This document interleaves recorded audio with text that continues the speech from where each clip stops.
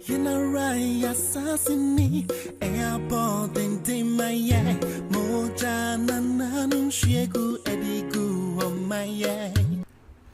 Etiefo Kennedy Agyapong akansen bi na menimsa asem a wakan a lot of the MPP for ebedwa, but I see the sense in what he's saying because we share the position a wono nso wo a ende wonya government contracts na wanhwe ne ye a ade a yede ye NDC ato force no ebi adachi bi NDC for eba abemu a ebi beto no na ebi nso ato other MPP MPs.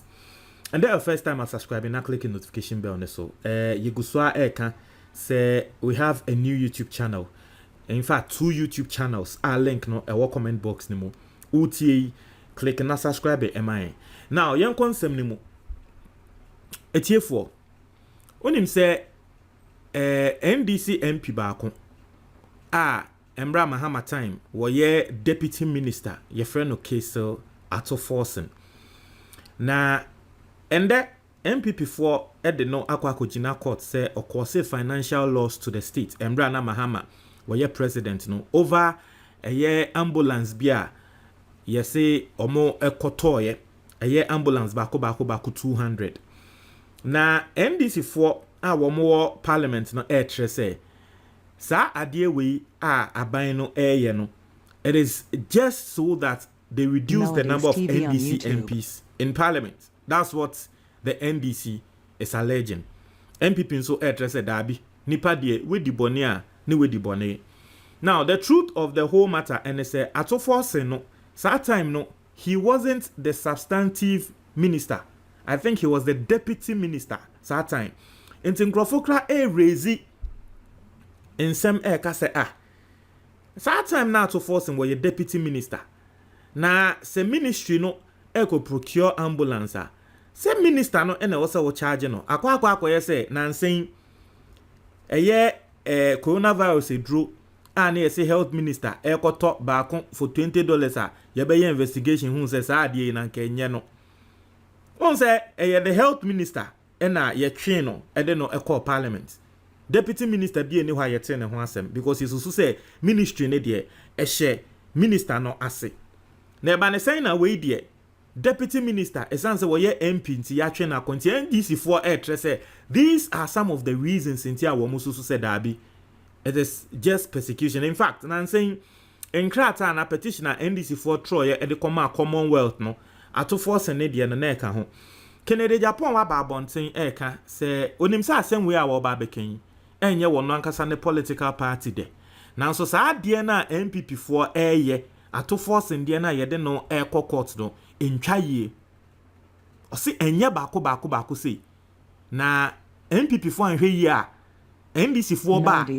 wo mu na MP ministers MPP ministers ni na wo mu di agra ye be chi omo akwakotum se ato force ndie ye de ye na ye de chi ni tumu a ende wo ye MPP minister na wo ye MPP deputy minister hu se NDC ba wo mo ba be chiw asemo a Kennedy Agyapong wo kan no. Now let's read what he said. Wakasa ewo Oman FM. But see, I disagree with Ato Force's own. Yes, the truth will kill me because if you say someone is a minister for finance and a different ministry brings their contract for him to establish an LC, letter of credit, and you say this now, then current ministers hailing this must be careful. Into what describing Ato Force in any situation, no? And I work as ende say oye MPP minister na obo abanya baso say ane Ato Force na yede ne ko no yemfa ne nko and the wo you must be very careful. Ebi beto o see Kennedy Agyapong say mo a work on o see personally in principle if you tell me Ato Force is causing financial loss to the state because he established an LC for a ministry, it is not his responsibility to check whether the goods were delivered or not. It is the responsibility of that particular ministry on whose behalf he established the LC to check. Inti assembly say Ato Force no wo Ministry of Finance, no a deputy minister. Ena Ministry of Health. Ena wo mo de omo nsem baaye a wo mo beka ase sika ye hia no eni. A ye de koto ambulance no eni. Sisi ano ono ato forcing a ye de sika no eba beto nanim so okay sika ni mo de mo ngina mo fa koto ambulance no ono mo ene ye che no nipa kwa wo no de sika ne baa ne de ono de ye nkonko che no na onim nipa kwa o de sika ne baa sa time no na ye Abambagbin, the Speaker of Parliament. Into ono ato forcing na wo ye Deputy Minister of Finance. Obi ade ne budget ba na wa approve, obi ade ne budget ba na wa approve no. Ye the budget abre no se sika ye de kwa akoto ambulance eni. Ena wa approve ye. And the MPP for say ambulance na ye koto ba no akose financial loss to the state. Inti wa approve is ambulance no. Wo ene ye chew. Ena kene Japan asemo kan say eh ade amu ye die masa entwa ye o. Because ye ha wono na enyo no na eso okọ check whether sika na ye de koto ambulance no ye no ana se enye no a wono de we Ministry of Finance awoti ne baby a ye de budget abre no se won approve e no no so approve ye ohwemu e no approve ye se sa de a ende MPP fo mo so NDC fo ba abemu de ende eje se kenofo yata otu free Ghana o eje se kenofo yata ne John Kuma mo mutu free Ghana. I mean, you understand? You understand? I just say kenofo yata any John Kuma or mutu free Ghana because any year Canada, into Japan, some more work no. Or say any year Canada, any MPP for mobile Bemudia and Yamonso de Mutibetio.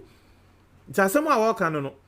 Or say it is not his responsibility to check whether the goods were delivered or not. It is the responsibility of that particular ministry on whose behalf he established the LC to check. So for me, if that is the only basis for accusing him of causing financial loss to the state, I disagree. Nti Kennedy Japan eka se enu hunti ene yede no eko jina court na yema na china tum dia ono de he disagrees. Kennedy Japan nsema awoka no. Or say when that happens, you are not empowering the ministers to sign any agreement again because they will take a cue from ato forcing. It was say ade we kra esi a afei no say yetumi che ato forcing etumu wi a in future no je be sine say minister bi eni ho finance minister na deputy finance minister bi eni ho be na adwen say wo bi de ne budget ba wo approve ama no because obe hu ne say ye de ya ato forcing okwa approve nkrofo bi budget ma omo no ye ko chi ni tumu. And the budget in the minister now, because a massa. Now, Ghana still will be a standstill. I say personally, I've always had an issue, the charge of causing financial loss to the state. Honestly, as someone can Japan work on no. Into no, for the asem that MPP for any. I know say. You see.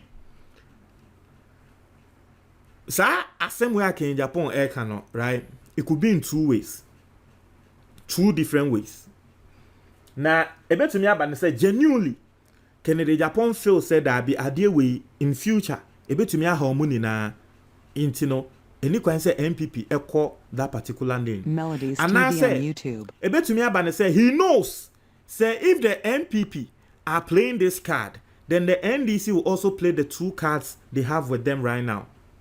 Say MPP no omo etumi prosecute ato forcing on this charge na etumi chinitum na tre say parliament NDC for lusu ato forcing seat na and NDC for so beka say okay Kennedy Japan wo any Henry Cote mo kra na yabo mo ato hodeda mo amese parliament 15 days without a year event saying without permission. Inti yanso ye take him on into munso mo belusu 2 seats. Inti whichever way you want to look at it no nini na no it's up to the MPP. Asemo da hono no. Yen read the comment near head Ghana for Eka on this particular story. This matter is quite interesting. Obi say confused man. Or say foolish talk. go and tell it to the Marines. Oh, just so dick in Japan at them. I think in Japan you're confused. Seriously. I see, because he in Japan did the same thing in Kufuor's time in electricity sector, and he's working free. Obia some more canon. Okay, I don't know, but it's here for Montreal. Comment box anymore.